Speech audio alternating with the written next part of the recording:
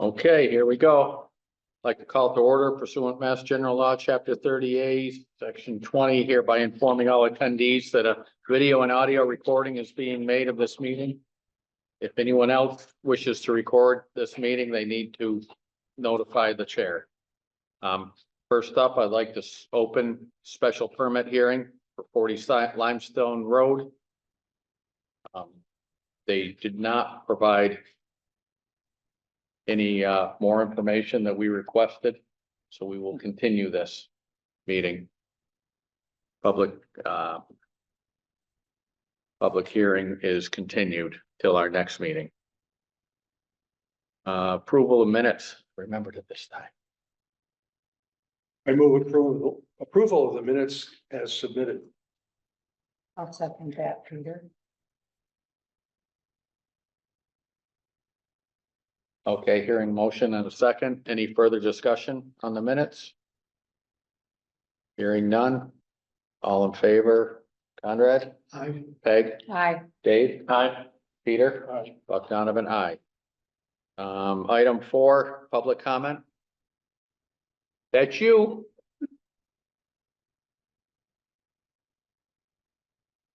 I wasn't going to get up and do a public comment until Peter reminded me that last time I talked about the bocce court.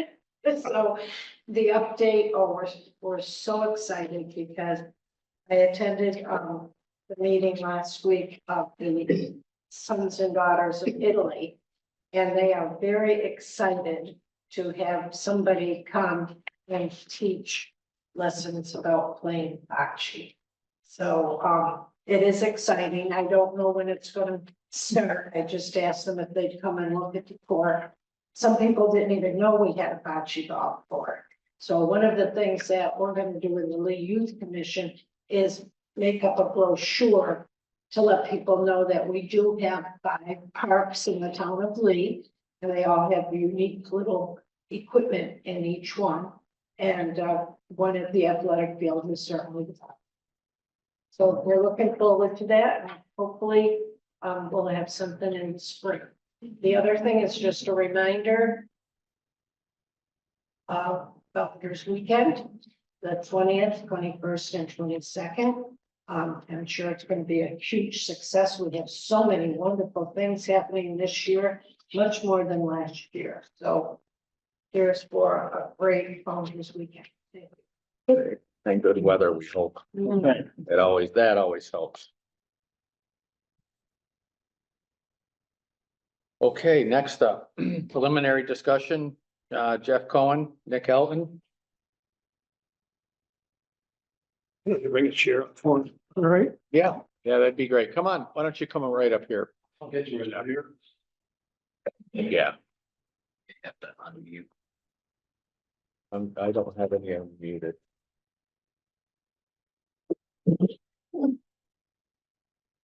Oh, I don't need a chair. I'm good.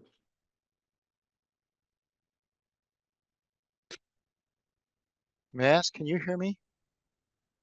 I got you. Okay, great. Thank you.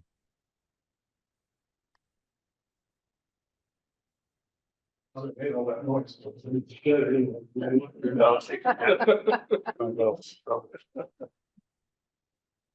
May I show up by sharing screen at this point? Are you able to? I'm trying to figure I'm gonna this. try. I'm gonna try. Nope, I'm disabled. Won't allow you? It won't allow me to. Okay.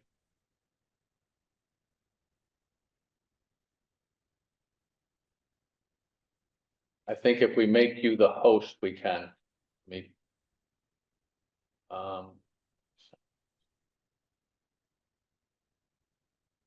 Just tell me when I should try again and I will.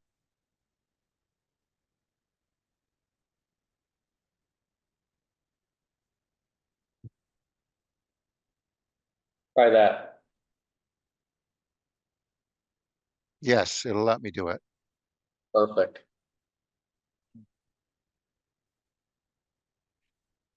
That was a lot easier than the old system.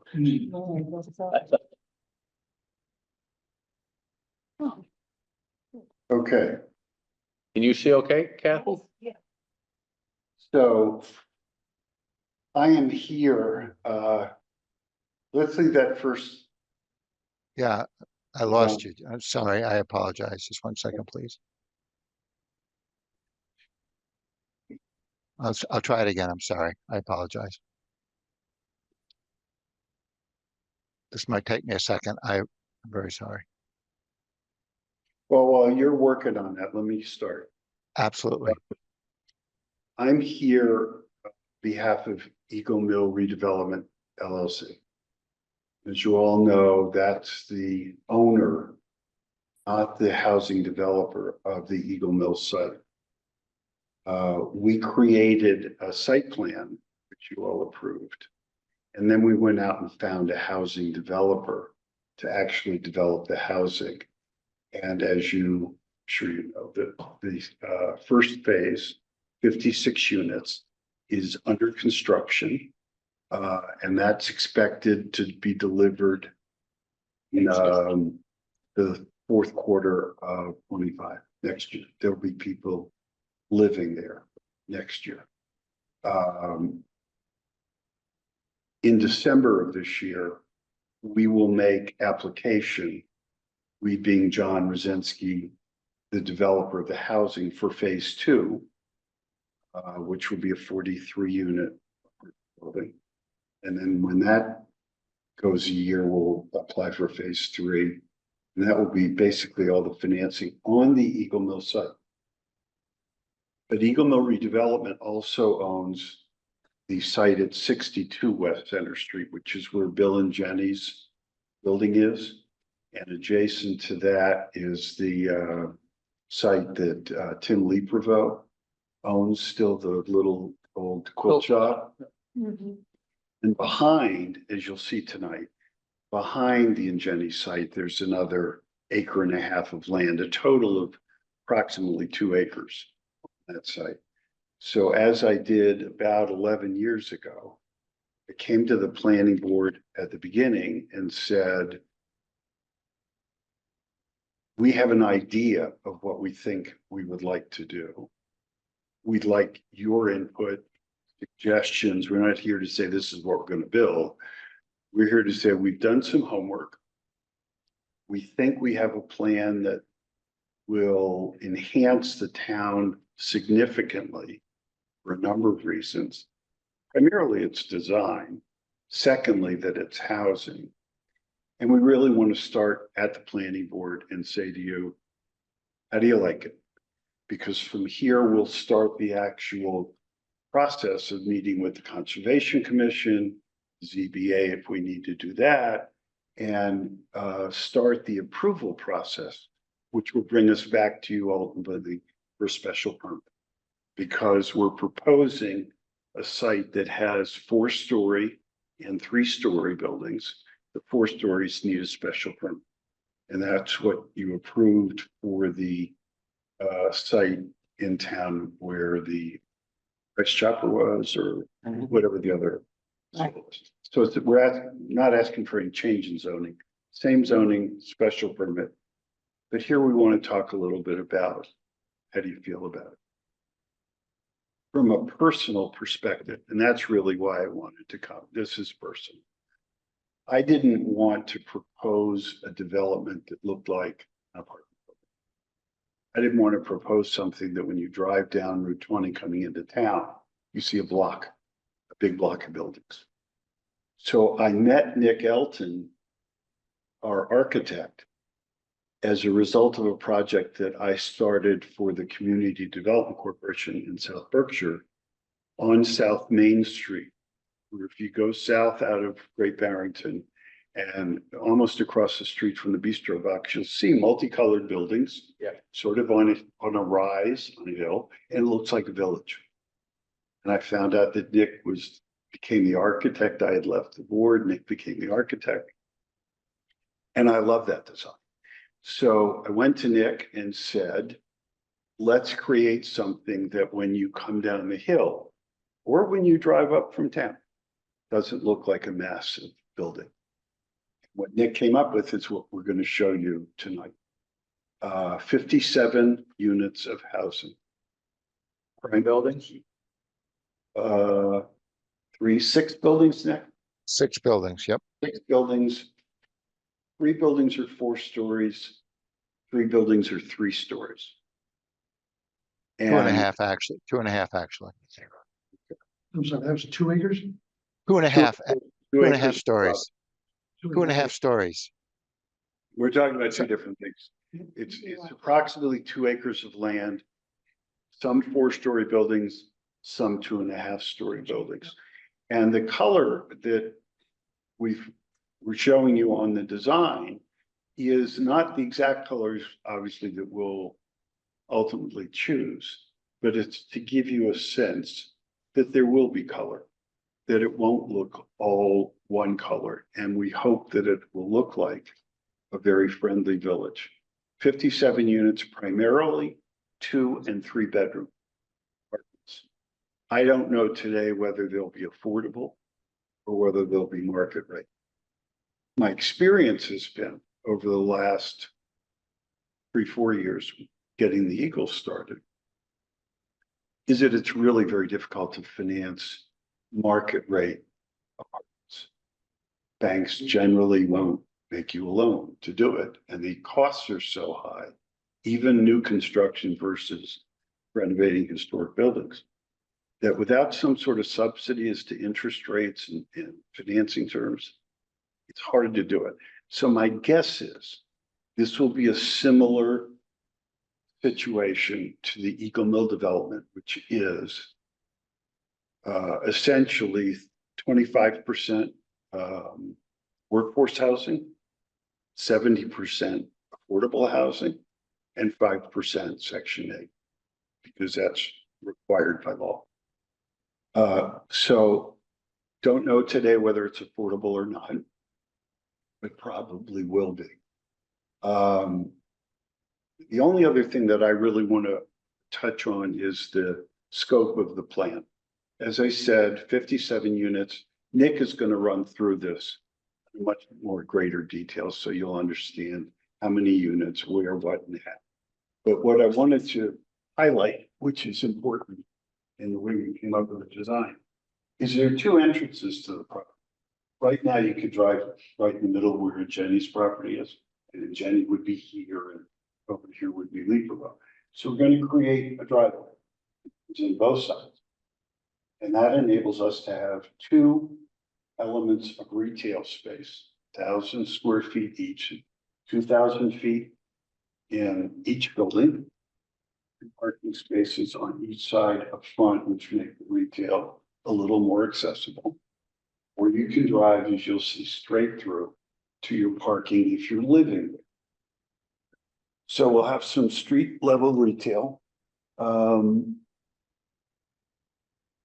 And I think that at the end of the day, what we're proposing is 60 parking spaces on site, required to have 57, plus retail. Retail would require 12 spaces. So I've spoken with John Rosinski, and we will provide across the street on the Eagle Mill site dedicated parking spaces for retail. So it's a daytime retail only, basically for this site. So we'll have a deed restricted area for the retail that we need for the 4,000 square feet. We'll have a couple of spaces on this side, but we need more. Put it across the street. That's the plan. We will be talking to the railroad, obviously, to be sure that we get along well with them. It's close to the railroad site.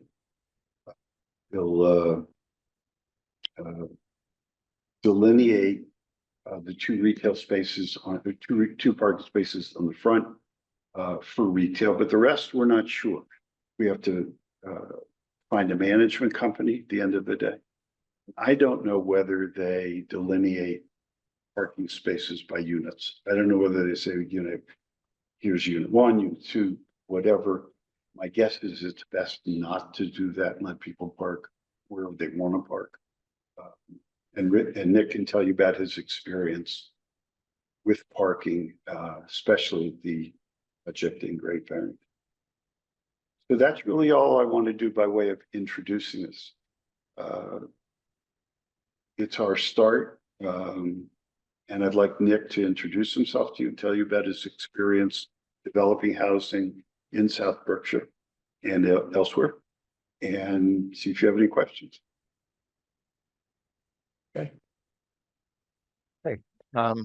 First of all, thank you very much for the opportunity to be able to present to you. And I also want to apologize that I'm not attending in person, but I am in Boston right now, and it would have been difficult for me to be there this evening. I'm going to bring something else up right now. Let me just mention, Nick lives part-time in the Berkshires and part-time in Boston. So he's not a stranger. So I'm going to elucidate on that. My wife lives we have a home and a farm in Sandusfield, Mass. My wife lives there full-time 6 months a year. And during the rest of the year, we come on the weekends. I generally come on Fridays because I'm doing a number of other projects. I did recently complete the Windrush project, which Jeff mentioned, but I've done 8 affordable housing projects from Pittsfield down through Great Barrington. And I'm also doing a healthcare building in Great Barrington presently. So we do a significant portion of our work in Western Mass, and find it very enjoyable to be able to work out here.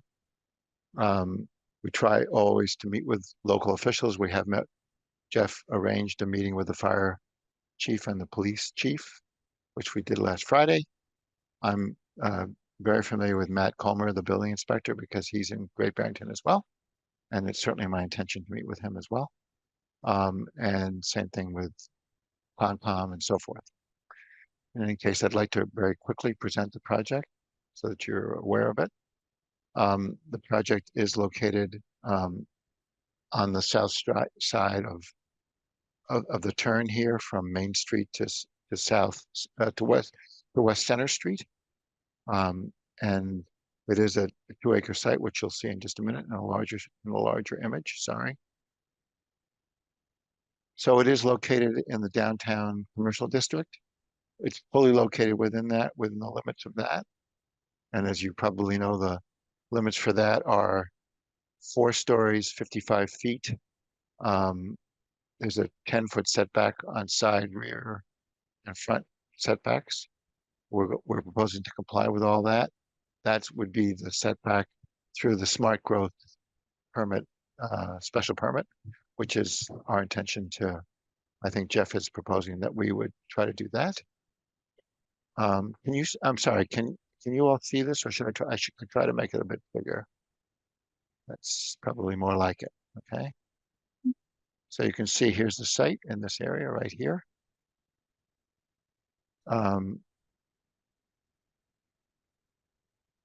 So this is a bit too big. I guess I have to make it a little bit smaller.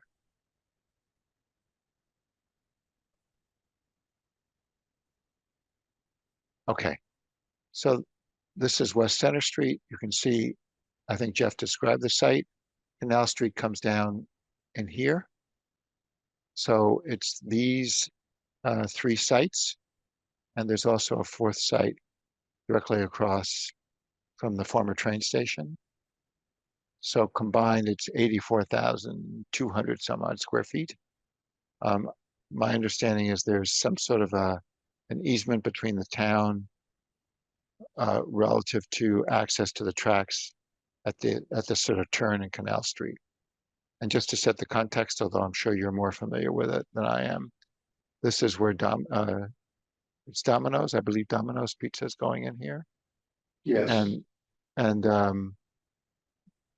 the ice cream store is over beyond on the other side of Canal Street. This is all storage facilities, long-term storage facilities that are up for rental, individual rental. These are, I believe, all these buildings. Some of them are also commercial uses in here. I believe all these buildings are 1-story, or maybe some of them are. This is definitely a 1-story building. Some of these might be 2-story. And the same thing is true. This is light commercial, this is light commercial, this is light commercial, and I think this is light commercial. These are residential buildings. I think they're single family currently, as well as these buildings here are single family. And this is a building that has been vacant for a long time, which I think was originally a single family home. This is a drawing that shows you it in context of the larger site with the setbacks that are required under the smart growth requirements. Sorry, I jumped ahead here. This is the proposed site plan. So this is West Center Street. This is the train tracks. What we're proposing is 3 buildings that are 4 stories. This is a 16-unit building with 2 retail facing on the street. This is a 16-unit building with 2 retail facing on the street. And as Jeff mentioned, there's short-term parking here for the retail. And the intention is that you would enter either here or here through 30-foot curb cuts. And if you're going to the retail, you could park on either one of these, or you would go to Eagle Mills where there'll be 12 parking spaces directly across the street. And then there'll be a central driveway. And let me just see if I can't make this just a bit bigger. So now you can see it just a little bit more. So there are the 2 parking spaces here and here. The entrances, it would be landscaped. And the intention is that you would turn here and there is a driveway, a 20-foot driveway, which fully accommodates two-way traffic. And then there are a series of off-street parking spaces, which are combined on this portion of the site to a series of either parallel parking or perpendicular parking, as you can see in all these locations. So with these 4 parking spaces, it is a total of 60 parking spaces, plus the 12 here, which is 72, which exceeds the requirements. And if you enter, as you're walking, the sort of darker color here is the pedestrian access through the site. And obviously the whiter is the vehicular areas. As you walk in, there is a main entrance to both of these 16-unit buildings. These are, on these 2, there are a total of 14 2-story units, duplex units, and there are 2 flats over the retail as well on the 2nd floor above the retail. The retail side has a 12-foot ceiling, which is normal for retail, whereas in the first floor of the balance of the building here is set 3 foot higher than the retail, so that the residential use is a little bit above the street level, so that as you're walking down the street there and you're looking in, you don't look right into people's apartments.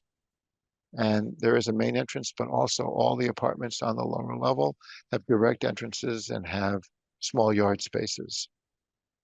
Then as you proceed down the street, on your right side, there's a pavilion, a covered pavilion with a grilling area, so that people can either grill individually or come as a group and have group events in this area. And then directly across the street is a playground for the residents of this community, with built-in play structures for tot lot. It's fully fenced so that small children can't get out easily. And I think it would be up to management, but in the other ones that we're doing, which are being managed by Berkshire Housing out of Pittsfield, there is a use restriction in terms of time limit on the use of both of these kind of spaces, which we currently also have at Windrush and at Boswick. And then as you continue to walk down this way, there are community gardens, so that not each resident, but the residents that choose to want to have it, probably about 20 raised beds that would be available for an individual apartment to be able to raise vegetables. Those are typically 4 foot by 5 foot, to allow people to have a community garden. There would be a small shed to allow for the storage of gardening materials. And there would be what they call a yard hydrant that would allow for people to be able to get water to water their plantings. And as you continue on down the street here, we are proposing 3 buildings, three unit buildings. There would be a flat on the first floor and then 2 units above it, which would be a story and a half. Thus, these buildings would read as 2.5 story, which would have a roof line at 2 stories, which is what most of these single family homes have, 2 stories. And then in the third level, there'd be dormers in the roof for some bedroom levels for those. These would all be 2-bedroom units, so there'd be 9 2-bedroom units. The total mix on this would be 2 1-bedroom units, 35 2-bedroom units, and 20 3-bedroom units. The total square footage of the buildings above grade is about 75,000 square feet, but there would be basements, partial basements under the bigger buildings. And I don't believe that right now we're not proposing basements underneath these buildings. These buildings would all meet, they'd all meet the current Energy Star requirements. They would all meet the LEED Gold level. And we would try to be building them, but they would be certifiable, but not certified as passive house. So the insulation levels would be extremely high. We would have an on-site dumpster and an on-site recycling, which I'm sorry is not shown on here, but would be placed here. There is space for that. And currently we're thinking of this as being a wood frame building. These 3 buildings would be fully sprinkled and would have addressable fire alarm systems. These buildings would have addressable fire alarm systems, but they would not be sprinkled because it's not required by code. And I've discussed this with the fire chief already, and he's fine with that. So let me just give you a sense of so this gives you a rough sense of what the massing would be like relative to the other buildings that are on site. This is West Center Street, so you can see that as you look at it directly from the street, we've tried to, even though these 3 buildings are very similar, we've tried to make the fronts look a little, be varied and different so that they wouldn't appear to be the exact same building. And as you can see, these buildings are fairly articulated. So there is a variety of colors and materials that would be on the outside of these buildings. So these would be probably a combination of some clapboard-like looking material, but be fiber cement. And there would also be a panelized, panels on the outside that would generally be 4 feet wide. And then there'd be some corrugated metal. It would be a similar vocabulary to what you see in the new project that was done just south of, in Great Barrington, just south of the Big Y. And then you can see that these smaller buildings would also probably be 2 different exterior materials and would be different in size. What we tried to do is reinforce this as a residential community, even more than what I believe it is now, and tried to create buildings that are roughly in the scale of what's there now. So here's another view of it. This is looking from the northwest, I believe. And again, you can see the scale of the buildings, etc. Here's an image that shows let me just see if I can't move this over a little bit.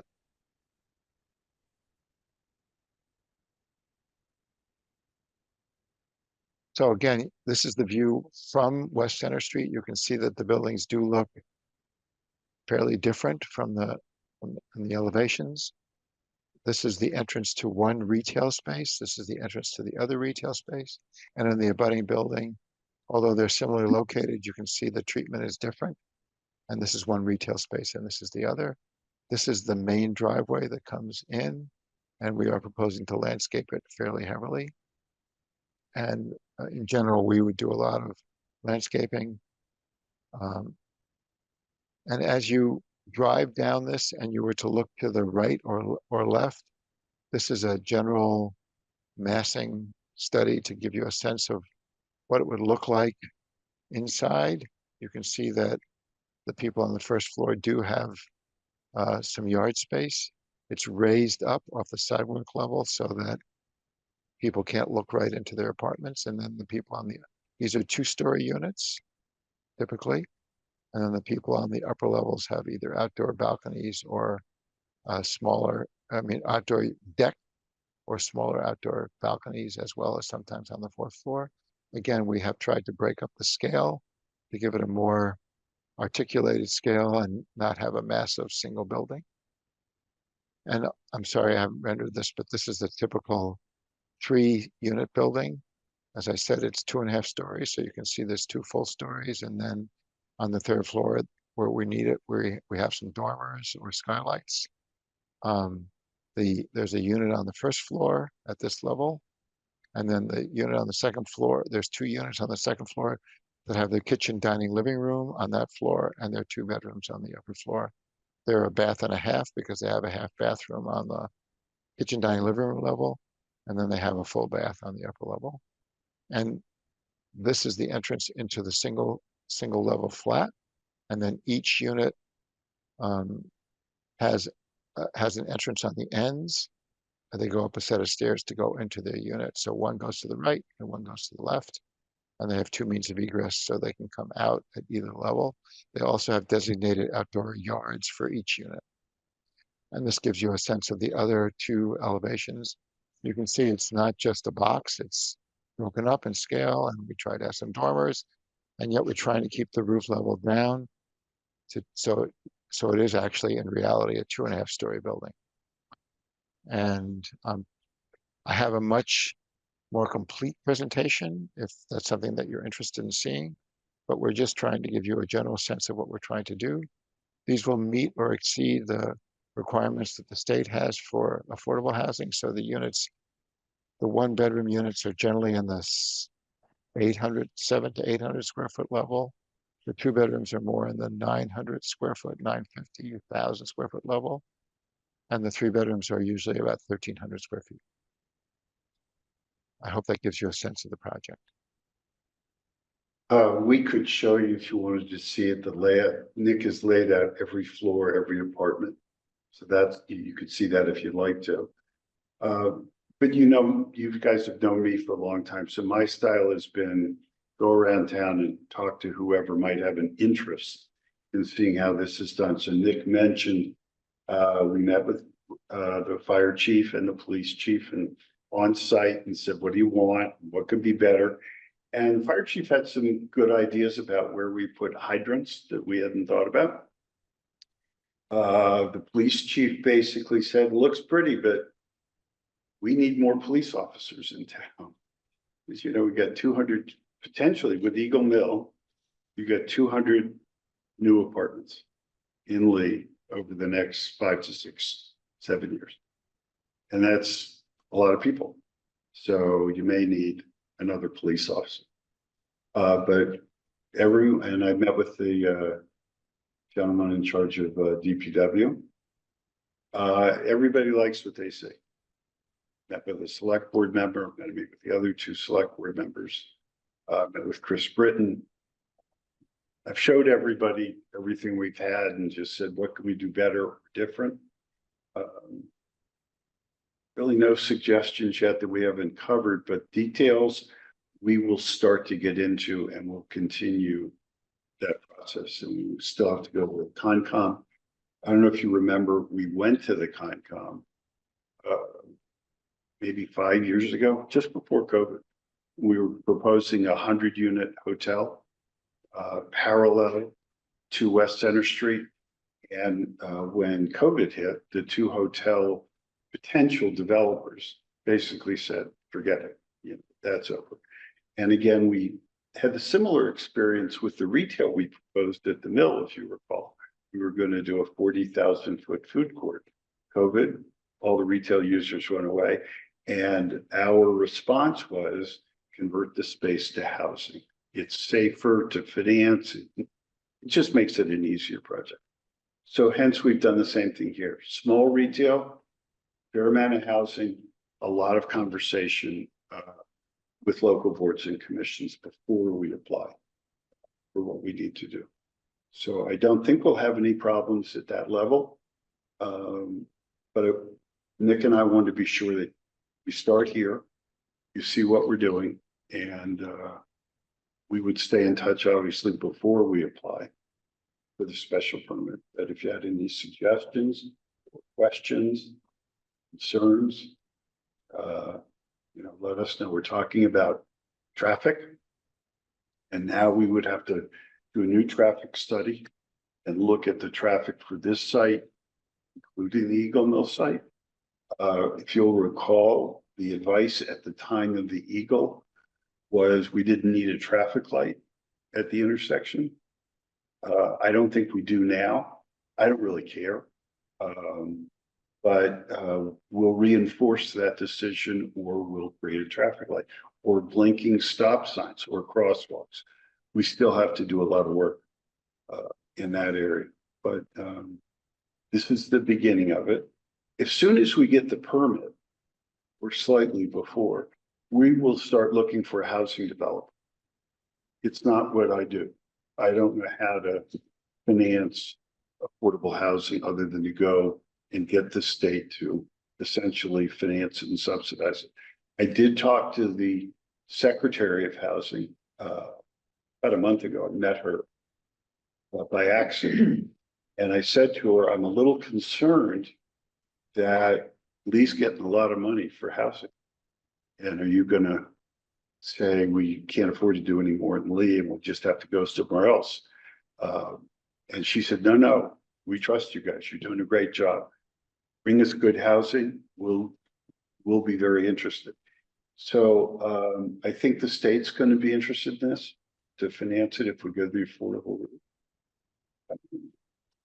So far, no real concerns or issues. Go ahead, Peg. You got it. Thank you. Where is it now in Great Barrington? It's past where That's what, I thought you said there was one in Great Barrington. That's Guido's. Pardon me. oh, That's Guido's. and the other project?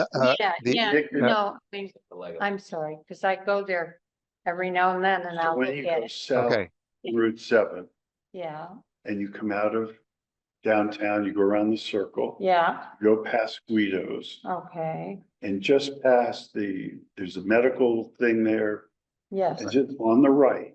and then Oh, there's a veterans, veterans Yeah. station. And then just past that. Okay, thank you. And across the street from that is, what is it, Bostwick Bostwick, Park? right. It's another affordable housing project that Nick did across the street. Thank you. Thank you. It's worth, if you go down there, it's worth turning onto Brookside, which is on the left, to see the main entrance for the Bostwick buildings. When you planned your parking spaces, who knows if we're gonna see substantial snow again? But have you planned for when you have to plow and you lose spots? I will confess I haven't done that yet, but you're right. Snow storage is something that we normally do. And certainly we will include that. I mean, we also are not showing a dumpster location right now, which we will do as well. Well, I hope that they'll haul the snow away quickly. That's the best answer to it, but during the middle of the storm, when you stack up the snow, you lose spots. That brings me to, and Jeff already talked about this, a lit crosswalk that goes over to the spaces that are over on the Eagle Mill site. And with the light on it, pedestrian light, but you already hit on that, so I can't say. We know it's an issue, and it seems to be just common sense.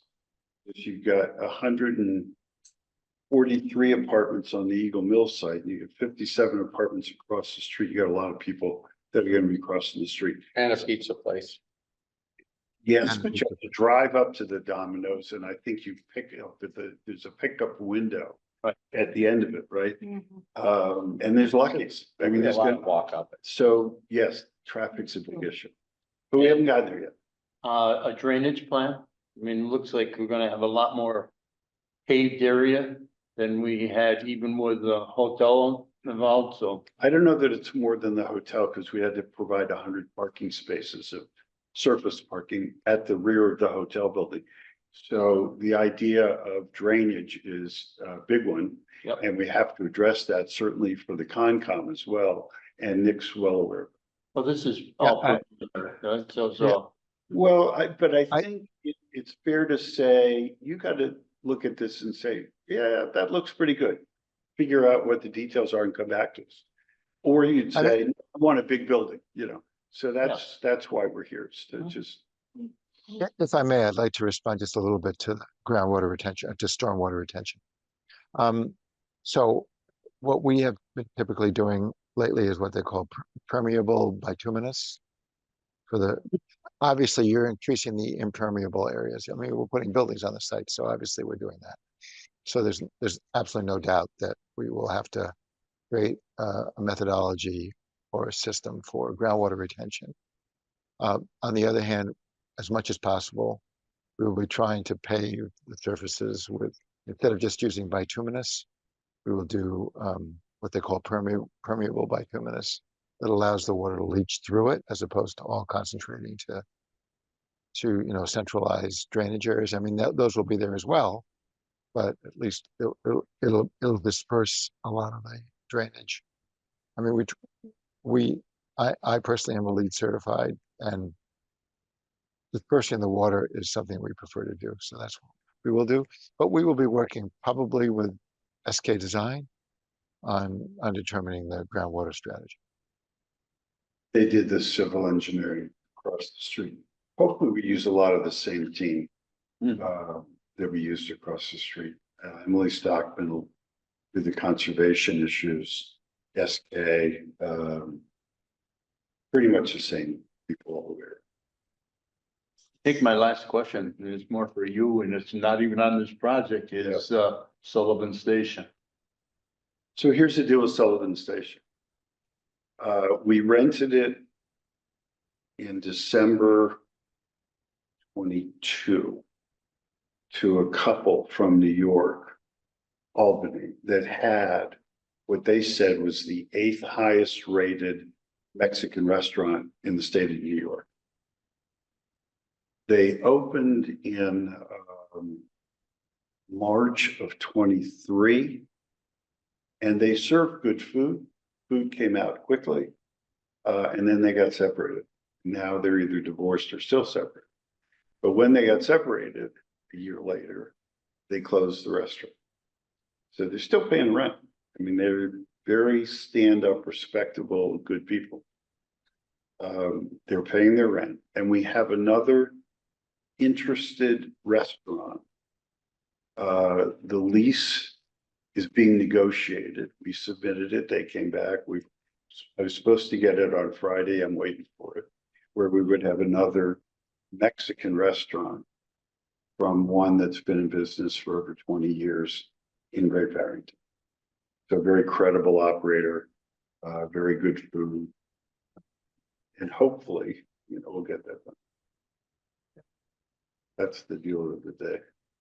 Peter, how about you? I've got quite a bit, actually, I thought, I'm gonna make some general comments first, and then I have some questions for you at the end. As a person who chaired the master plan committee, I just want to say bravo. We need housing of both kinds, affordable and market rate. We heard that over and over and over again on the master plan committee. And it's not, as you know, better than I, Jeff. It's not just Lee. It's not just the Berkshires. It's the whole Northeast. I take newsletters from Vermont, and they've got, 20,000 housing unit deficit up there. It's everywhere. So to provide apartments in Lee, I think is a great possibility. If it works, it'll be really contributing a lot to the town.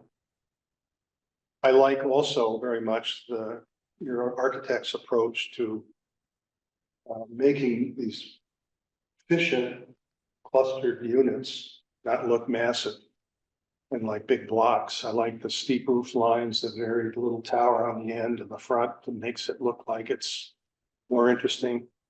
I I have children who live in other parts of the country, and one of them lives in Maryland, and this kind of thing is done everywhere down there, with varied fronts, varied materials. They'll put 4 or 5 units together and they'll be separated. One will be 8 feet in front of the other one with a break. They'll have different materials, they'll have different roof lines, and it looks lovely. Breaks up the mass. What? It breaks up the mass. It breaks up the massing, and it's very high end and sells for astonishing amounts of money to my eye. So this could be real asset to the town, and I congratulate you and your architect for coming up with it. So here are the questions. First of all, on parking, if I were going to a shop there, I would think I would park at Domino's. Do you talk to them at all about the right to park on? They've got a lot of parking in that building. Not yet. At some point, we'll try and talk to them. I have gone to the gas station and said, how do we talk to you about working at the gas station? Because that would also be convenient. They haven't gotten back to us yet. But as he said, we're well aware of the issue. Question is, what kind of choices can we create? So we know. What does the flood hazard regulations say about basements and floodproofing? That's Nick. I have to confess, in reference to this particular site, I have not researched it. I'm not aware that this isn't a flood zone per se. And I'm more than willing to research it. Okay, well, Jeff hasn't Nick- mentioned that I've only been working on this job for about a month, so okay. Well, the Housatonic River is just off your chart to the bottom right. I'm familiar with that, right? Canal Street used to be a canal, so it's not very high. And Okay. I wish you luck. I'm not saying you're gonna have problems, but I think it's certainly something you'll have to pay attention to, as you know. I mean, I have to say, of course, I prefer to have basements because I can have it for mechanical and then storage and that kind of thing. But it's not a death blow to the project if we don't, because typically heat pumps, those are either appended to the side of the building or they're not usually inside. So it's not so much this building requires a conventional mechanical room. I mean, we do have to have the sprinkler. What I'm saying is we could work without a basement. And I think, as I mentioned, it's our intention to generally have these buildings, the lowest residential level be about 3 feet above grade. So Okay. I think it would be the beginning of our strategy, I think. Knowing about it as something to investigate is really all I need right now. Yeah. My final area of questioning is about zoning. Have you looked at our zoning to see what's going to be required? How is it? I have. What kind We of have. use is it? And what kind of permit does it need? I think it's it falls under the smart growth special permit, which, as I said, I think this is well below the FAR. This is well below the number of units, which is in excess of 100 units per site. And the setbacks are 10 feet, side, rear, and front, and we're more than exceeding that everywhere. I believe, I mean, we will have to go for the smart growth special permit, but within the downtown commercial district, which is what this is, that's a permitted request, and that is the strategy of what we're proposing. And I think that's only because of the 4 stories. If we just did 3 stories, we don't need a special. Okay. So is this in the SGOD district that got declared? Yes, These are- in the these are same lots. district you declared for Okay. fresh up. Okay, now does that require you to forswear from market rate housing No, projects? No. You can build a market rate housing project, GOD? sure we could. I think that a minimum of, I don't remember this right off the top of my head, but I believe a minimum of 25% Affordable, affordable. okay. I But it's so believe. hard to finance it. I mean, in the ideal world, I would prefer to build market rate apartments. Because it's a very different market that's underserved. Affordable, you're seeing more and more of. And why? Because you can get financing for it. If I go into the XYZ bank in town and say, I want to build 57 apartments here, but I need a permanent loan, they'll say, prove to me that you can pre-lease a certain percentage of them before we give you a mortgage. Not possible. Not like the death of commercial banking. I mean, it's. that No, way they've because been they always? still have the access to affordable financing. Yeah, Where all you need the commercial bank for sometimes is a portion of the construction loan that they get paid off by the permanent bond financing that the Department of Housing issues. So if we could build market rate, we'd make more money. Or the housing developer would make more. And we will certainly explore the possibility. First step is identify the scope. Second step is really identify the issues of cost and infrastructure that will affect cost. And then the third step is to project income based on either market rate, which should be higher than what's affordable. But in Lee, like in other towns in Western Mass, there's not a huge difference between the highest level of workforce housing, that rate, and what the current market rate is today for a one-bedroom apartment or two, if you could find one in town. So by saying, let's build market rate, you're really taking the economic risk, which a bank is very aware of creating a new market, basically saying, yeah, we can build it, but instead of a one bedroom being $1,600 a month, it's going to be $3,200 a month. And people have a hard time believing that. Bill, that. Yeah. Can I interject just a little bit? I think the other big component about this is that the rents for the affordable units are typically not that different from the market rate in Western Mass. But the amount that the tenant pays, because they have to meet certain income levels. In other words, they can't be above a certain income level relative to the median income, say 60% or 80% of AMI. They only pay 30% of their income. So if their income is, I don't know, say $40,000, they pay $12,000 a year, which is $1,000 a month. And then the rest is subsidized through the government, through the various programs. It's not Section 8, but that's the way a lot of these are structured. I'm just an architect, but I've done an awful lot of these, and that's why the definition of affordable doesn't necessarily mean that the rent is that inexpensive. What it means is that the rent to the tenant is less expensive. Right. No, I guess my question really is outside the scope of this board's jurisdiction, but it sounded to me like you were describing a banking system that isn't functioning for commercial rental, for commercial apartments, market rate apartments. They're not. Look, I've owned 3 national banks in my career. And the banking system, the banks are owned by shareholders usually, as opposed to some of the credit unions. And bankers tend to be risk adverse. And if they're stock-owned companies, they're conscientious about what kind of earnings and dividends they can provide to their stockholders. So their issue is, how do we lend out as much money as we can with the least amount of risk?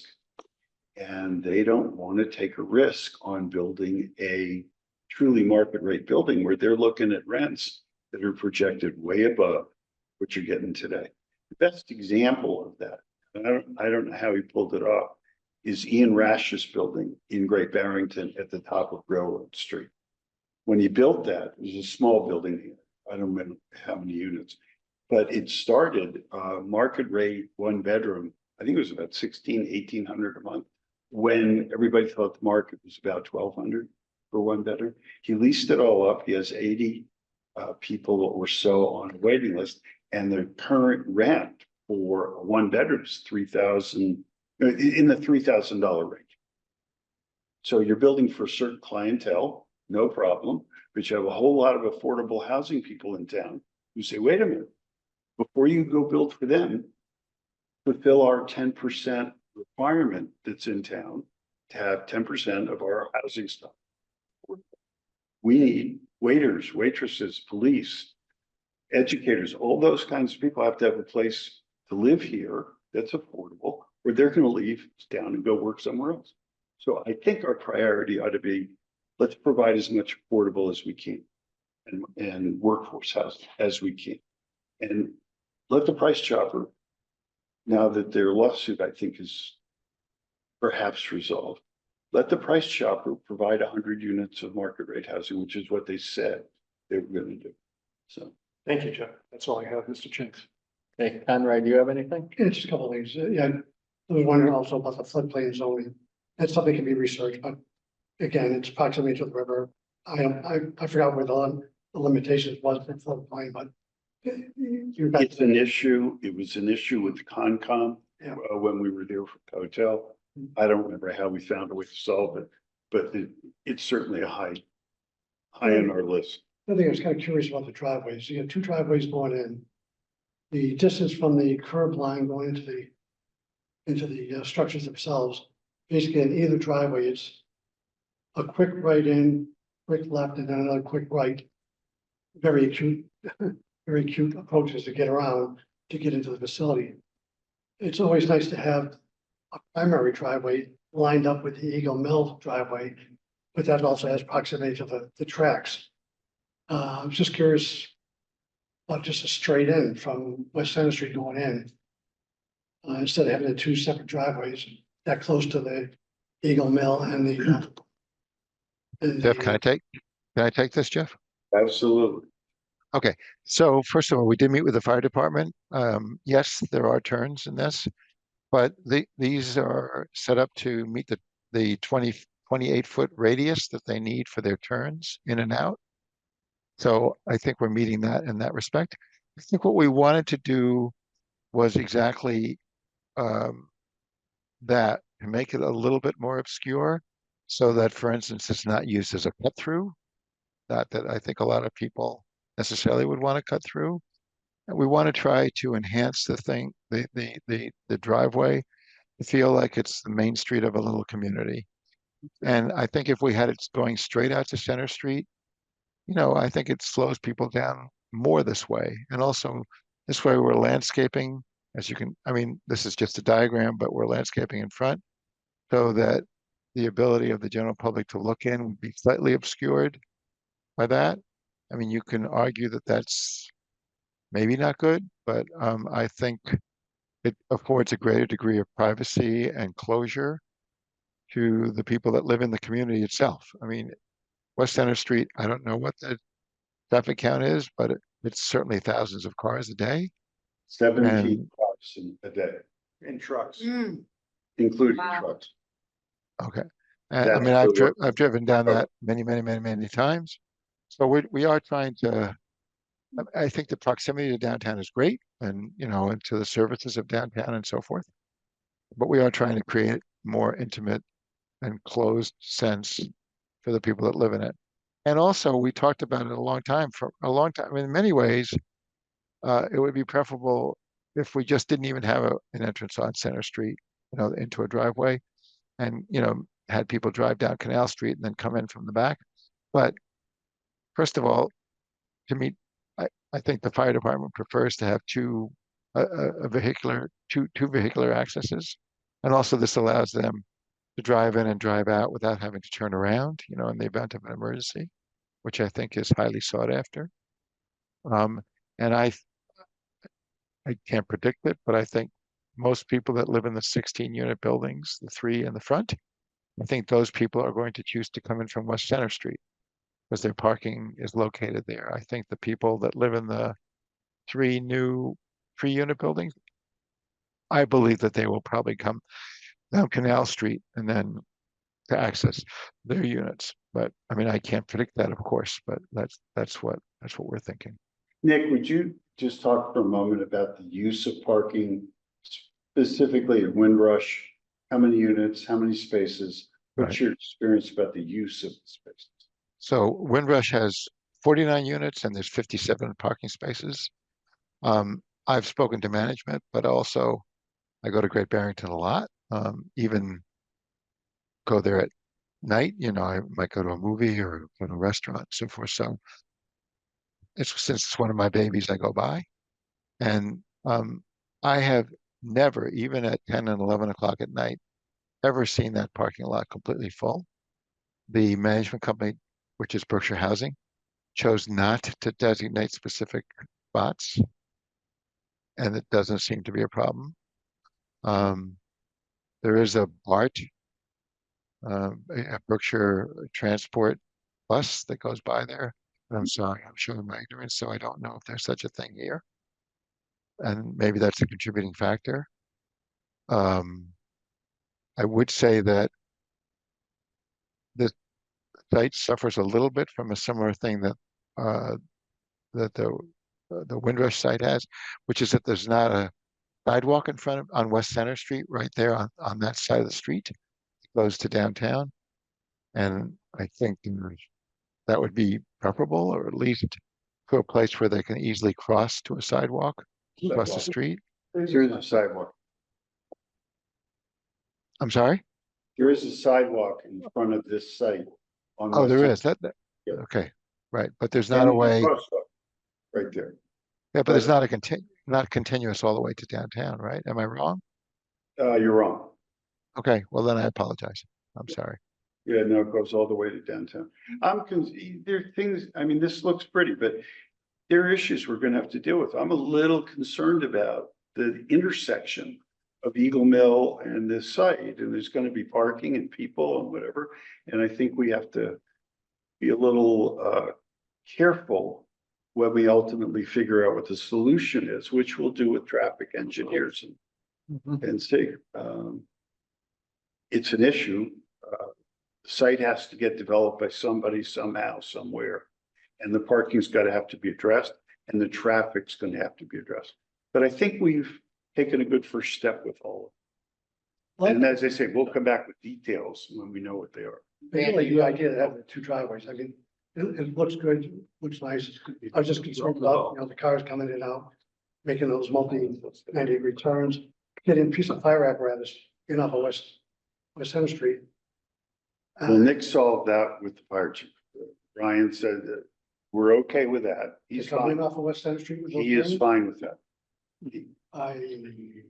Well, He required that we demonstrate that we have a 28-foot exterior radius on these turns. That's one of the reasons why we have such a, putting it foot interior or center line.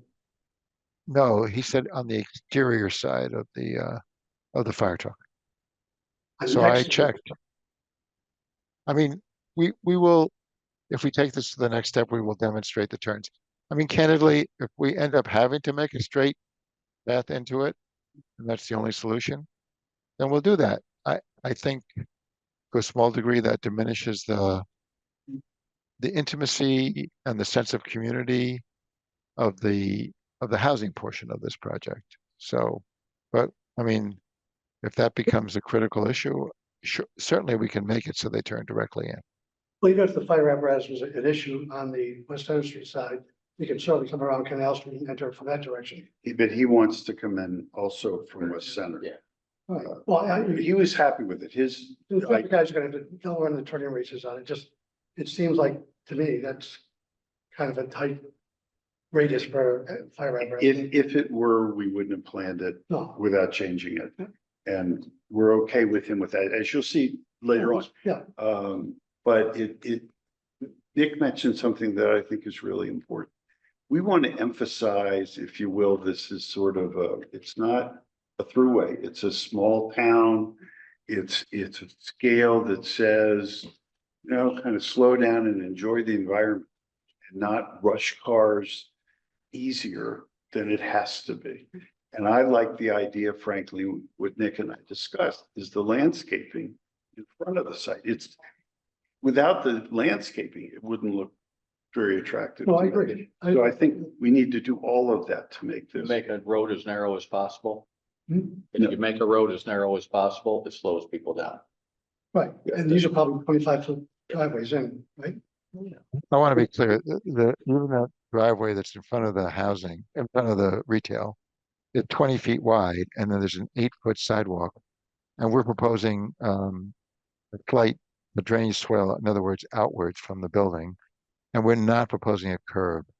So that's one of the ways, effectively, we're coming in with a 28-foot wide ability for a fire truck or emergency vehicles to be able to utilize.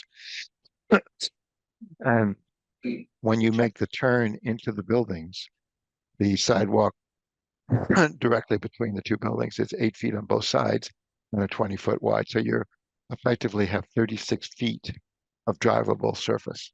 That's one of the ways that we're accomplishing and meeting the requirements. Dan, you got anything? Well, I do have a bunch, but I guess just one question, and it's kind of across the street at the Eagle Mill. Did we ever get a breakout of what type of apartments are going to be in the finished project once the Eagle Mill is all done? He says 143 units. Do we Well- know what percentage of what is gonna be what? Have we Yes. looked that up? Yes, That's submitted, yeah. from the beginning, we said that approximately the Eagle Mill was 70% affordable. So 70% of 143, if you approve, we've asked you to increase the number of units, I think by 13. But 70% affordable, 25% workforce, and 5% Section 8. And then keep in mind, everybody cringes when somebody says Section 8. I get it, but it's a legal requirement when you build affordable housing. So, I'm sorry to interrupt, Dan, but Jeff, I think when you were here last time, we went through that, but I think you agreed to provide more detail about that phase by phase housing, the apartment count after phase 1, after phase 2. I did that. I sent it to Oh, Buck. I didn't see it. Okay. Yeah, and he has to keep it consistent through the phasing. Right. So you can't do all your market rate and then say, oh, sorry, we're not gonna do phase 3 where all the affordable was gonna. You won't get financing approved. It's really simple. You don't do what the regs are. You all set, Dan? I'm good for now. Yeah, I mean, we're in the early stages, all the details. If this looks good, it'll get worked out. Drainage, fire truck entrance, all that. But you're going as far as zoning is. Can I speak first, Gordon, or you want the floor? I thought the board was done. You go for it. I'm still just a the member of the board. public. I'll speak when it's available. I get you. So, zoning, which what we do here, this will be under 40R No, it's under your existing zoning. for DCBC. Yes. Don't need a 40R for this. According to Chris Britt. Okay, we'll double check and make sure on that. Well, if that's the case, then isn't there a 4-unit limit? No, No? there's a third section here. That's what I was looking up. Multiple dwellings with more than 4 units subject to all applicable provisions, this chapter and in compliance with special requirements set forth in 199.92 of this chapter, provided the special permit granting authority finds, in addition to other findings required by this chapter, that the proposed conversion maintains the existing architectural character of the corridor. But isn't that a multifamily project? Selectmen special permit? It is. Did you know that? Yes. Oh, Yeah. okay. Selectmen special permit, yep. Speaking of selectmen, here you go, Gordon. Thank you, sir. I will reach out to the developer, Mr. Cohen, at some point individually about some of the things. But while they're doing costing and whatnot, the first thing that caught my ear was when the architect said that you don't need sprinklering in a 3-dwelling unit, and you do in Massachusetts for new 3 families. The issue is what level of sprinkling. And this would at least be a 13D system, if not 13R. I think they're too small. You need 12,000 square feet to go to a regular NFPA 13. So when it's 13D goes off a domestic water supply. So it's not like it's going to cost them an arm and a leg. But I just wanted to bring that out if they're doing cost estimates, that they want to keep that in mind. That was the only thing that caught my ear. And Other than that, I've seen part of this before in the layout, and I'll reach out to Mr. Cohen about a couple other issues. But thank you for the opportunity to speak. It is. I got one Yep, last all thing. good. One Okay. last thing. I salute you guys for long-range planning. We understand this thing is fresh out of the gate. And we all have a lot of work to do before you break ground. But I definitely appreciate the planning in our little town. We need The way everything you we give us. started with Eagle Mill. Those, I don't know, I think it was only two of you, right? Right. We're here 11 years ago. Yeah, two of you. And started the same way, came in and said, here's a site, here's what we think, and what we thought changed a bit, not a lot, but a bit over time. And it was a collective design process from everybody in town. It wasn't just developers saying, let's build this. It's what works for the town first, and then how do we get it done? This time, rather than coming in with the highest FAR, maximum development on the site, which we didn't do, we came in specifically to create the village and give a nice look. When you drive down Route 20, you'll see something that's fabulous. You'll see the mill on one side that's done and people, and you'll see some retail, and you'll see a lot of housing, and it won't look the same, and it'll be colorful, and it'll be landscape, as opposed to building block buildings. And Nick did that in the beginning. We looked at bigger buildings, L-shaped buildings, stuff. We decided we'd rather sacrifice the number of units to get the design right, rather than just building the maximum possible. So that's.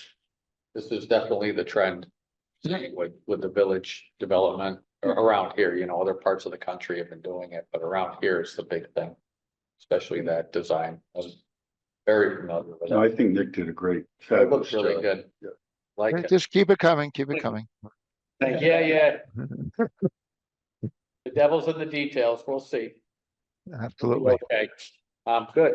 So we're off and running. We're off and running, so just, So you know, is- that any of you can call me. Is this gonna be is it gonna be the same process or because it's smaller scale, the financing will be come around quicker? Same process. So we're gonna be years applying to the state for financing, waiting. for those If we deadlines. decide to do affordable. Yeah. Remember that the state allows one application process per year. And it allows the housing developer only one application per round. So I can't go to John Rosinski, who's doing phase one at Eagle, because he's applying for phase two at Eagle in December. So I've got to find, because I don't want to wait. I don't want to wait till John's done with phase 1, 2, and 3 over at Eagle to start this. They can be done separately. So we're going to be looking for another, with John's concurrence, another housing developer who could start this up sooner. So in the ideal world, Nick has pushed a little bit, said, let's apply in December for financing. We know we're not quite ready to go. They'll turn us down, but we'll be on their radar. We haven't made that decision yet. I think it's more likely we apply seriously for financing in December of 2025. Theoretically, we get approved in July of 2026, and we could start end of 2026, early 2027. That is, I think, the best road for us, assuming we get timely, smoothly, all that stuff. Okay, thank you very much. Mm. You're welcome. I would ask a separate question when you might consider the request on the Eagle with regard to increasing those. Said be an amendment, right? You suggested the commission, the board said, it might be, what do you call Minor amendment. minor amendment? Minor. Minor, It's on a machine shop. yeah. The machine shop, Yeah. there's two things on that. One is and we do have somebody potentially interested in a different use, not retail and not commercial, more cultural use for the machine shop, which we could do. So, but that we want to add 9 units at the machine shop where we proposed 6 townhouses. Our initial cost estimates are for a 2,000 square foot townhouse, it's gonna be $1 million easily. And I don't want to sell $1 million, 1.3 million, or take the risk. So I'd like to get approval. Doesn't mean we'll do it. Instead of having 6 townhouses, we'll have 12 units, 12 apartments. Gives us 6 more apartments. Let's get Makes a it easy. solid plan and so we do it once. Well, you've got to request. All you have to say is it's okay, and then we'll figure it out. Well, it's gotta get on the agenda and we come in here and okay it, right? I don't I know. would say. There's an application. Yeah, there'd be yeah, For what? let's get on for the minor amendment. I thought we did that. Do we have to? I thought we did that. And you all suggested, my recollection, let's approve this as a minor amendment. And then you said, wait a minute, let us know what the status is of the number of units at the site, which I gave you last week. Okay, Right? So we'll get. I don't know what your procedure is, but that We'll is. put on the agenda and, but tonight you just said you might have something else going in there. So, Well, tonight, let's, there's I mean, always it's some what you gave broker us, that calls and says, right, can but we, the number of units is solid, what you gave us? yes, Okay. Yeah. We'll go with that. So even if, what was it, 6, you wanted to add 6 units? we want to add 9 in the 10,000 square foot machine shop. Yeah, Have the right to do that. that's right. That's what I was gonna get to. And we want to have We the approve right. 9 and you do 6. Yeah, That's fine, right. we wouldn't come back and ask for more. And we want to do possibly 12 apartments, could be condos, I don't know, but 12 apartments instead of just 6 townhouses. Okay, so I do think that if you go that route, we should probably have some filing of that. Mm-hmm. You want more than 9. We have a filing with 9, right? No, you had a filing with 13. Oh, You had a request of Okay, 13, I see. to adding 6 at the townhouse site, adding 9 at the, I want to make sure that when we make a decision, that we know what the loose variables still are in how it might turn out, and that we we wouldn't approve ask, all the variables in such a way that you don't get caught short. we without- wouldn't ask for more units than we would with this amendment. It could be that we come back, we don't have to ask for permission, that we'd come back and say, well, instead of building 9 units at the, we have a cultural institution that's going to rent this space and we'll have 9 fewer units. Okay. And you don't think that requires an amendment by itself? I don't think so, because you're enabling a maximum number of units, not a minimum units. I'm not sure I agree with that, Jeff. All right, well, you guys will figure it out. We've always been very open as to what our objectives are, what we're It's trying to do.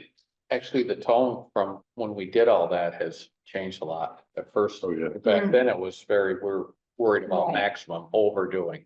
Right. And now, like Peter said, now it's, well, we want we want you to do as many as you can. But if somebody came to town Right. and said, this is not the typical user we're looking, that's been called about, and it may not be real. We want to do a theater in the machine shop, and we have all the parking, whatever's your part. And the rent were sufficient. I'd be tempted to do that because it adds a cultural element that we don't have in town at that location. So we have somebody who said, I want to do a nonprofit thing there that would enhance the town. I'd rather do that and not build 12 units. But we'll see. I mean, I'll come back and tell you about it. I just don't want you to require me to come back and say, I'm going to build 9 fewer units. Okay, I just want to define the envelope as you did originally. Instead of 122, then you approve 6 more to 128. What we're asking now is you go to 143. So what are we doing? We looking for an application or just still a discussion or? Oh, I think we can put it on the agenda for next time or we'll put it on as a minor amendment to the permit. we VA site plans and plans. There are some plans floating around. I'll figure out where they are and, because you did send them. We had a plan for the machine shop. Yeah. Yes. we had a There's a plan for the nine, you machine gave you a shop. 9-unit plan for the machine shop. I don't even have a plan, frankly, for the townhouses. I just know they could be theoretically divided. Okay, so we're looking for the amendment for those 9 units. You have that. We have, Yeah. right, but that's what we would be. Yeah. You're looking for, you want to see the townhouse, typical townhouse divided into Are you 2 gonna do units? that? If you tell me to, I'm gonna do it. I mean, do you think you want that okayed? Yeah, let's get it okayed so we don't have to come back again and again. That's, So my thought is, all of this sounds fine with me.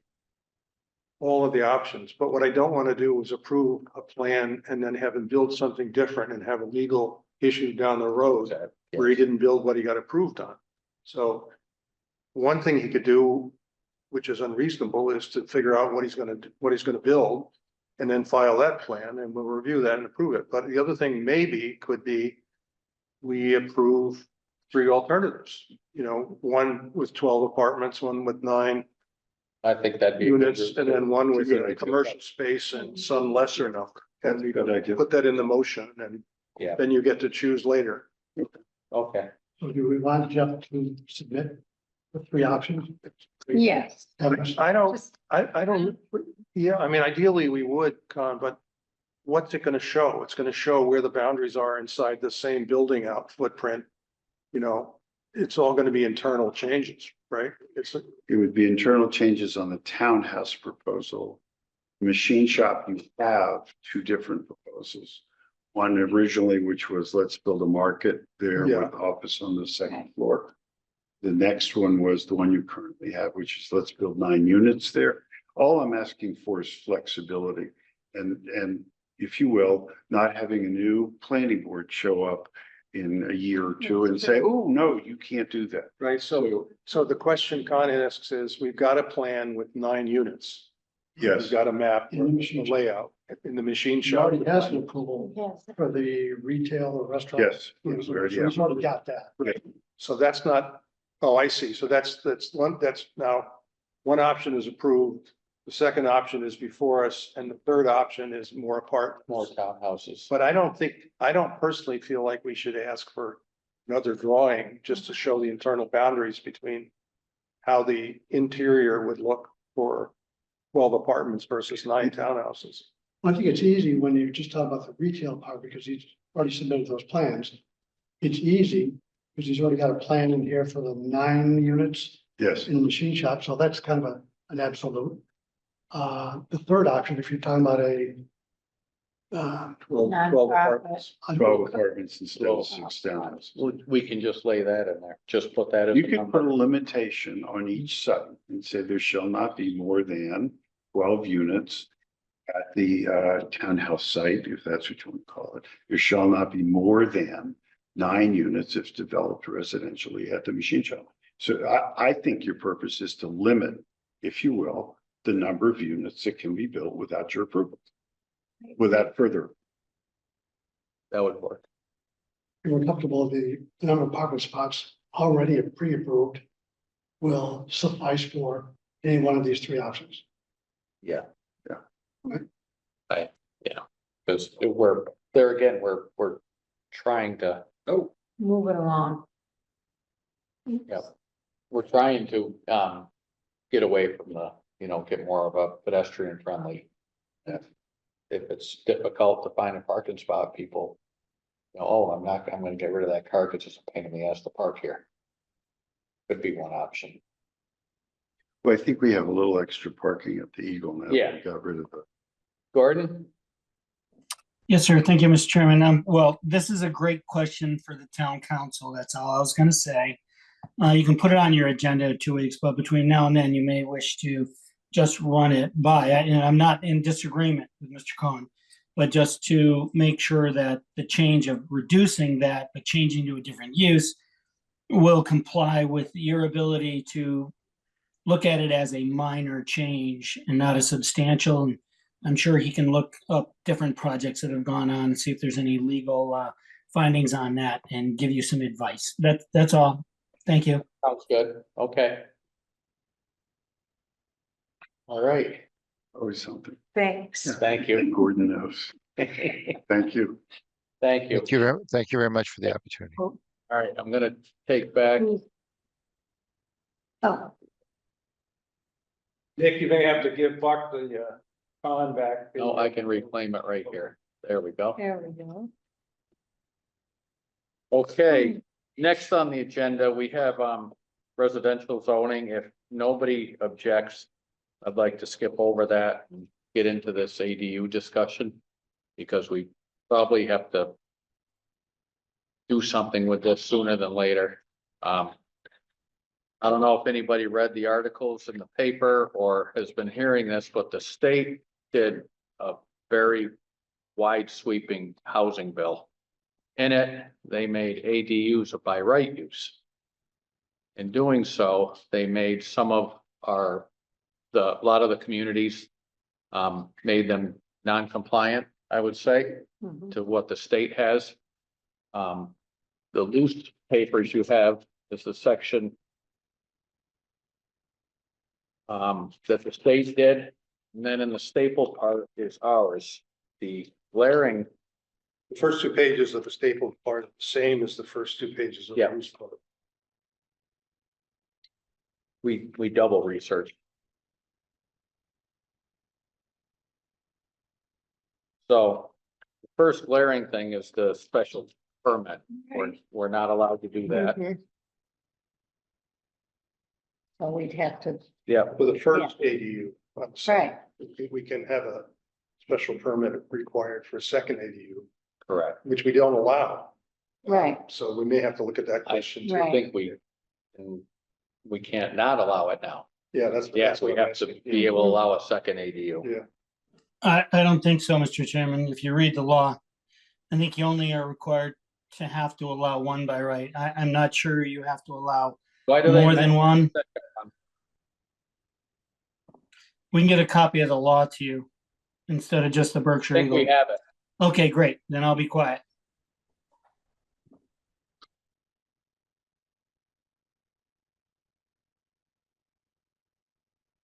On page line 1698. More than one accessory dwelling unit. Gordon, I'm going to read to you line 1698 from the sheets we have in front of us, which is part of section 8 of this very long law. Here I go, quote, "For more than one accessory dwelling unit or rental thereof in a single-family residential zoning district, there shall be a special permit for the use of land or structures for an accessory dwelling unit."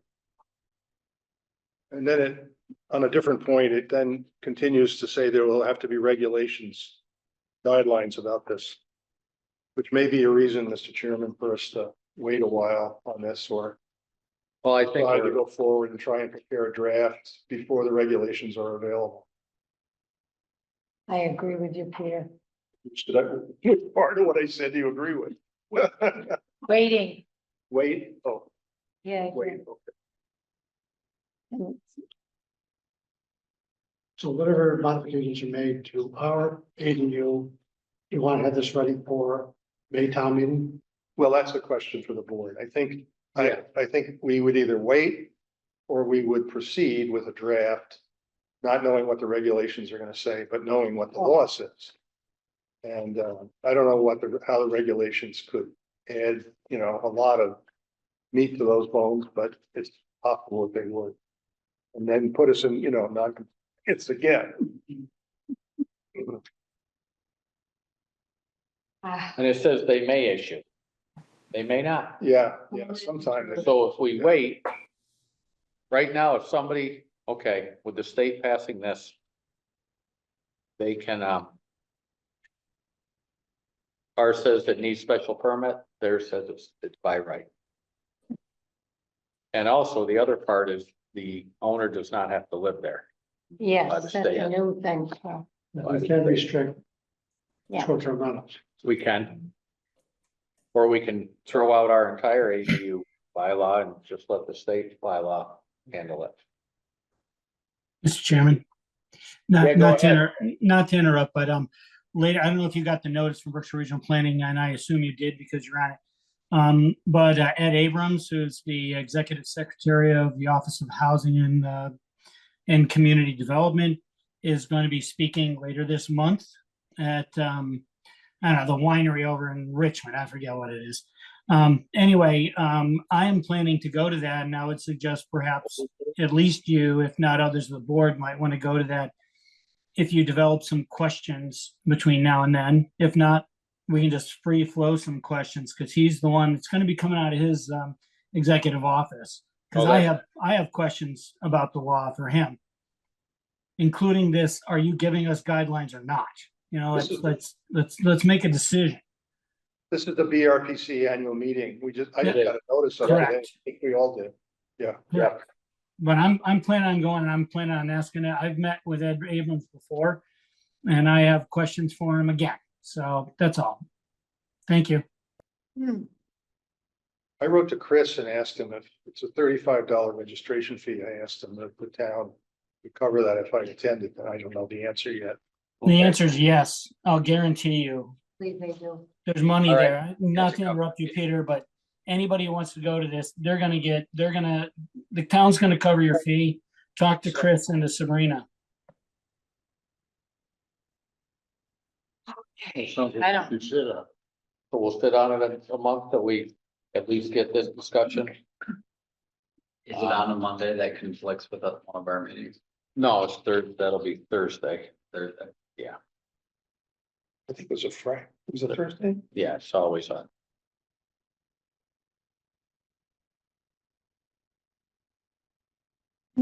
Right. All on my computer. I'm glad. You did? Do I get it? Yeah, I do. Yeah. Now, I think it might be the 26th, but. Isn't it usually the last Thursday? Yeah. it usually starts what, 7? I think this Six. might be a little earlier because Yeah. we're trying to do a meeting prior. Oh, yeah. Got it now, Peter. Thank you. Is it full? Does it got the whole thing?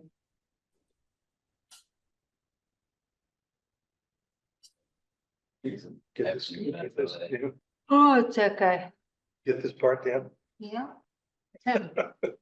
Face of the guy. Yeah, You send it to They me may also? not. you know what? send Now it- that you say that, I might have got it today, Peter. Oh, okay. It was in my, You recognize the face? no, I was like, what is that?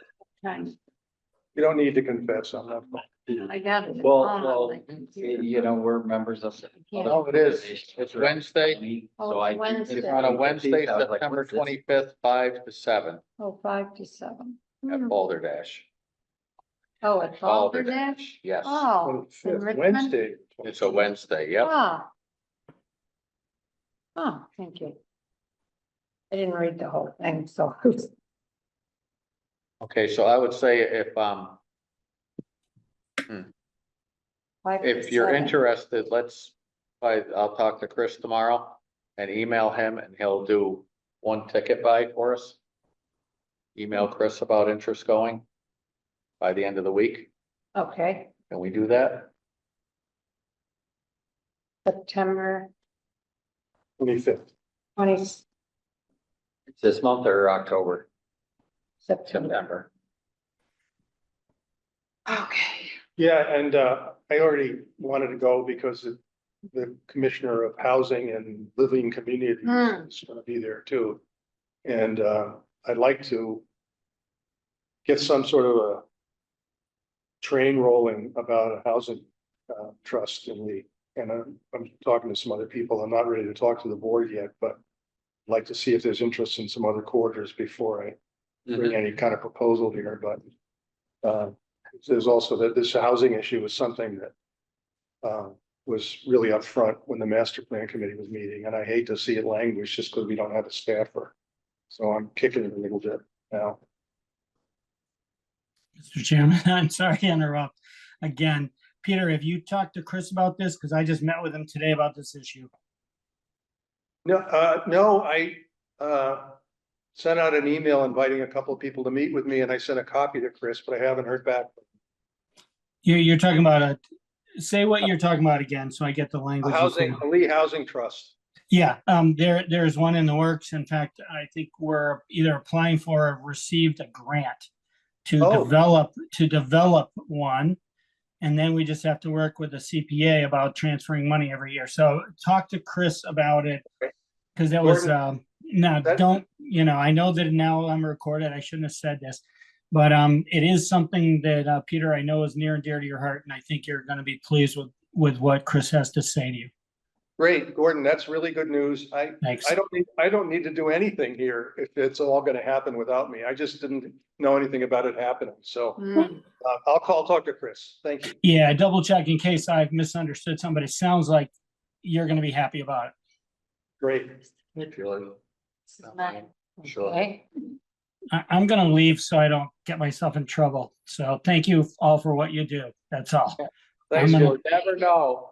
I'm gonna go now. You finish up your meeting, but thank you very See you, much. Gordon. We'll be Yeah, talking see ya. for sure. All right, folks, residential zoning discussion. Come back to that, or we can. The Lee Housing Trust sounds like a big part of that. That'd be wonderful. I think we should look carefully at the bylaw to make sure that this project is not gonna fall on some sword somewhere along the line with, the housing project that we were just talking about all night. I'd like to know about whether there's any sort of barrier to this happening. I mean, why is the 4-unit limitation not applicable to this? 5% across the street. Because it was 40R, Oh, well, no, a whole different. across the street is an apartment building, right? No, he's talking No. Eagle Mill, right? You know, No, Oh. Eagle Mill is designated as a 40R Right. smart growth district. And they made an Totally separate. application under 40R, and they got a special permit under Yes. 40R from the planning board. Yep. This is not, I thought it was gonna be That's what 40R, and then at the end he said, no, it's not. So I'm just gonna go back and look, and Buck, you can I talk to agree. me. Because there's plenty of time. Yeah, If it Yeah, needs there to is be a years lot. and years, If you need Yeah. to extend that envelope, 40R. Yeah. That's what I was kind of wondering. well, it's Because in the that was 40, discussed. it's in the 40R zone. But if he doesn't make a 40R application, that doesn't make any difference at I all. don't think the 40R zone went across the street, did it? I think. But it what did. happened with that when the hotel was coming? Yeah, I guess that's where I was going with this. The first version of this whole project had lots on the south side included. And that was what we went to the town with, I'm pretty sure, when we designated the zone. So he said tonight, it's in the 40R zone. But then later he said, we're not making a 40R application. So that being in the zone doesn't do you any good if it's in.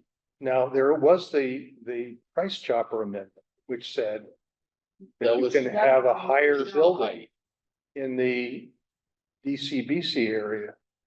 Yeah, Because Because you can have it just as high as it would be in the SGOD area. Wasn't that what we passed? we passed the higher height. We also, price chopper was also, I think, falling under the A-Rod. Where it was adaptive reuse. You could do more density with that. When you redo, right, Peg? yes, I agree, but I think we passed a special zoning for that.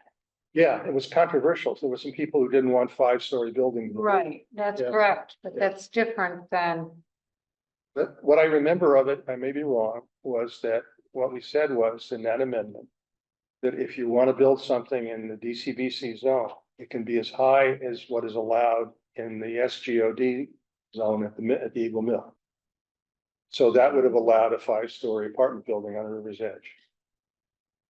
And so that, he's probably okay with that. This is still in DCBC. right, Yeah. right. CBC. So he's probably okay with that. I just wonder about, setbacks and Looks like setbacks are Looks minimal. like- Yeah, DCBC. and lot coverage and I don't know.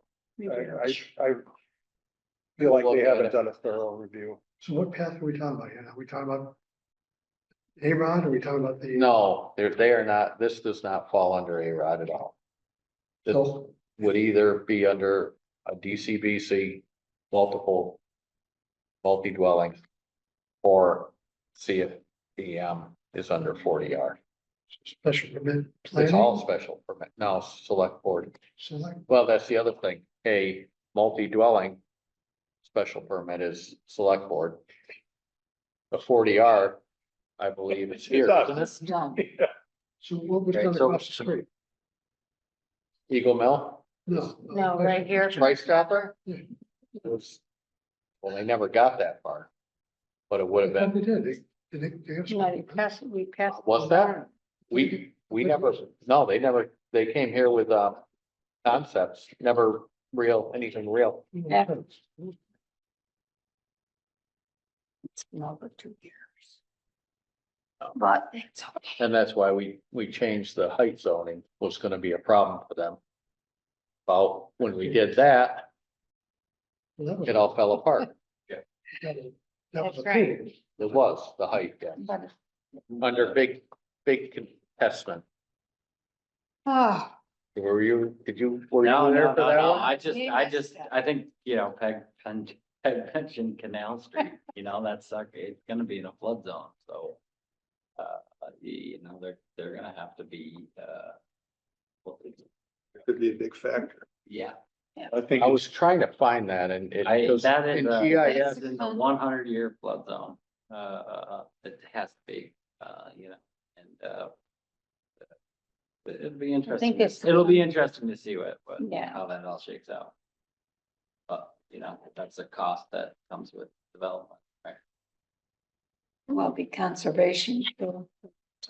That's right. It's good they hired a local engineering firm to work with. Yeah. Okay, they're perfect with, when it comes to flood problems, elevations, Yeah. permits. Yeah, Yeah, that, they are very good. Peter, so Where's the 4 limit, with the 4 unit limit? Is that? You know, where- there is one Yeah. there. Yeah. 4.2H, Yeah. Yeah. H2.